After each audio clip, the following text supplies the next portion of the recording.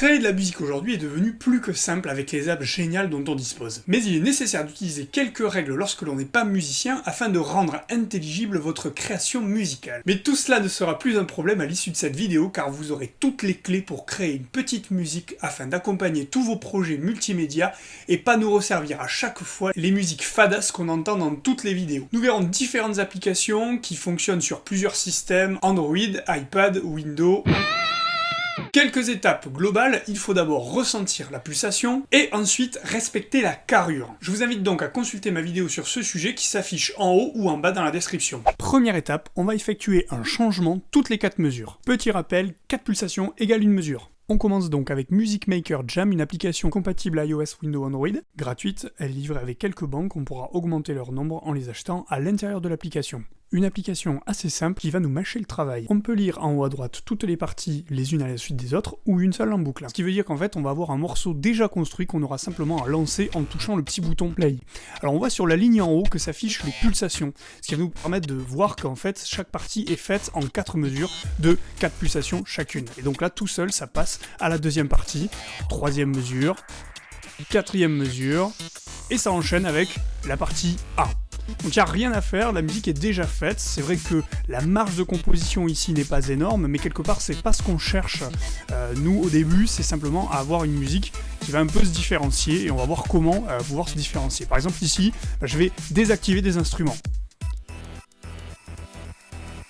Et je passe sur la partie suivante, et ça fait un changement par rapport à ce qui est habituellement écrit et prévu. Donc là pareil, j'ai désactivé quelques instruments, pour faire quelque chose de plus léger.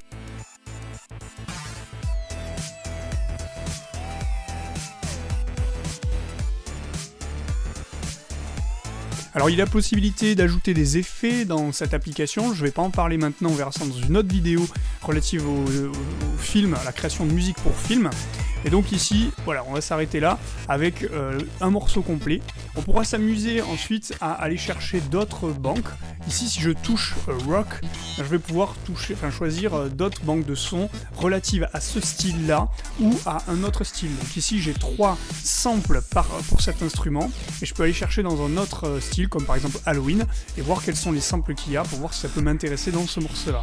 Alors les mélanges ne sont pas toujours heureux, mais ça vaut le coup d'essayer pour créer sa propre musique. Deuxième étape, on va marquer les 4 mesures avec un break ou un événement sonore qui va s'ajouter et marquer cette carrure. Deuxième application, GarageBand, donc seulement pour iOS, iPhone, iPad, iPod, et on va utiliser une fonction qui n'est disponible que depuis iOS 9.3, donc des outils plutôt récents. On va aller dans les live loops et on va choisir Electro-Funk.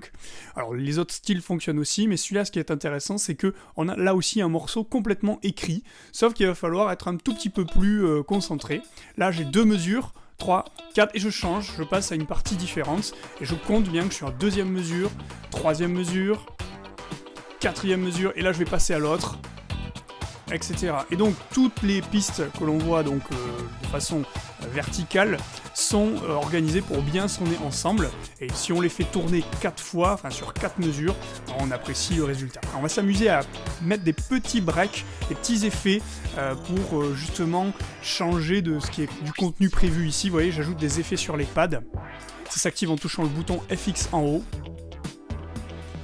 2e mesure, 3e mesure, et là je vais mettre un petit break, petite cassure, et hop, ça reprend.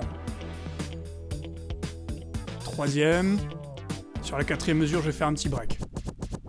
Et je change de partie. Donc là, on a gardé la 4e mesure quasiment entière pour faire un changement, pour faire une sorte de break. Ici, je change. Là, j'ai changé au bout de 2 mesures, je fais un petit break. Encore une mesure et pam, terminé. Voilà, donc ici, je m'amuse à rajouter des petits événements qui vont casser la routine de la musique. Ensuite, j'ai pris les banques directement faites, mais je peux m'amuser à choisir des samples individuellement pour créer une petite musique. Donc là, je vais ajouter des petits clapements de mains. Toujours en étant très carré, hein, on est toujours à 4 mesures. Et 2. 2e mesure. 3e mesure. 4e mesure, j'ajoute quelque chose. Et donc on comprend bien que toutes les 4 mesures, j'ajoute quelque chose, ou alors je fais un break. Voilà.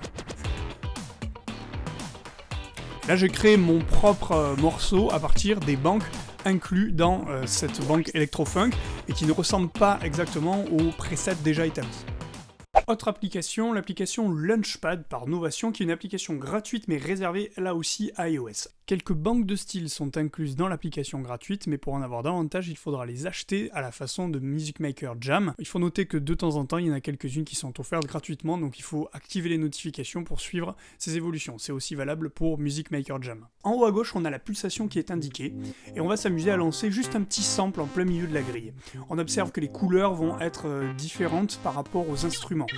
En vert à gauche les batteries, en bleu les basses, en rose tout ce qui est mélodie, puis sur la partie droite ce sont ce qu'on appelle des samples qui vont être des événements ponctuels. Alors ici, on l'a vu sur le côté, hein, je fais différentes parties et je compte toujours pareil à 4, j'ajoute des éléments, ou alors j'ajoute des événements spéciaux avec la partie sample à droite qui vont faire des modifications et des changements.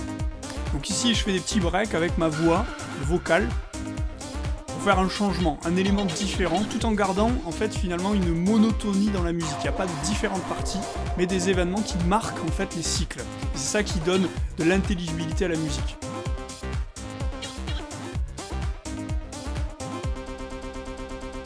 Alors là je me suis amusé à faire le David Guetta avec l'effet Shudder, qui plus il est petit, plus il est rapide.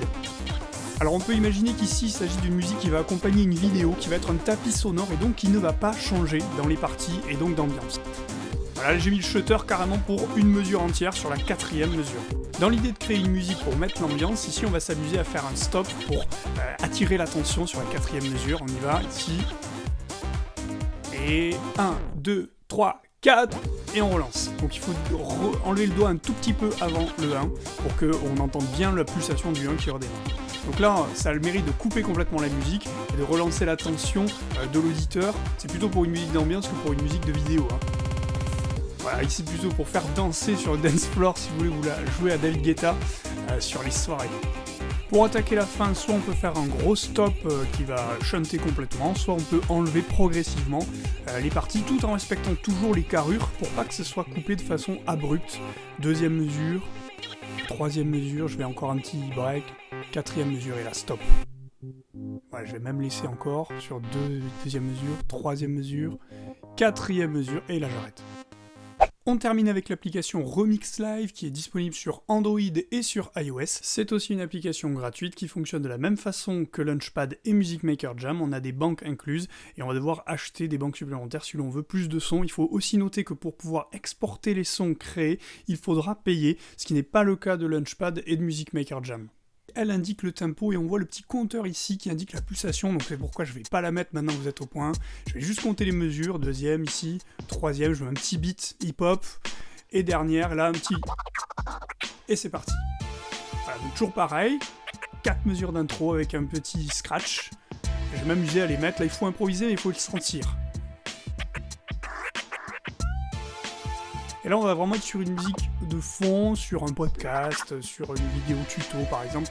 Il ne va pas y avoir d'éléments trop importants qui vont venir perturber l'audition. Alors quand même, je mets des éléments aigus qui peuvent venir perturber l'audition, mais bon, il reste plutôt discret quand même.